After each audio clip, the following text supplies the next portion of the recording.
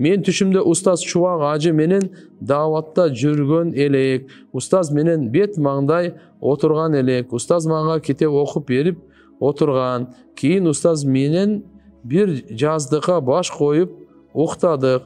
Түшүмдө сизге айткым келди. Бул түш эмнени билдирет?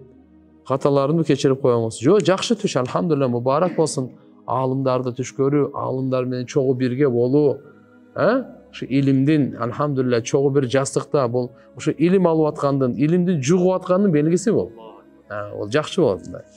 Көздү сактоо, зейинди күчөтүү жана кыз эркектер аралаш окугандагы адептерди айтып кетиңиз. Зейинди күчөтүү боюнча мисвак менен орозо тутуу, Кур'ан-ы Карим окуу үчөө бар. Зейинди күчөтөт. Анан эгерде көрүстөндөр барып калсаңыз, ошол жерде жазууларды окуңуз дейт.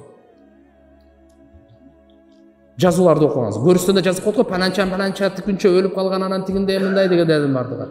Кээ бирлер бар го, ошо кызыгат да, кимдин баласы, фамилиясы ким, качан өлгөн деп окуп.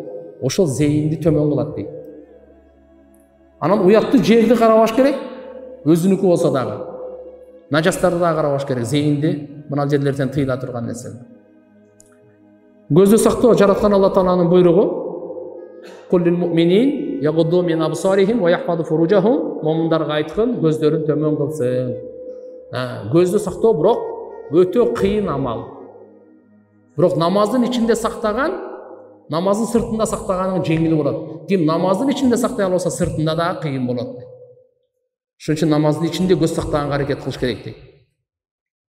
Ал эми кыз эркектер аралаш окугандагы адептер, эми бүгүнкү биз светтик мамлекетте жашап атабыз.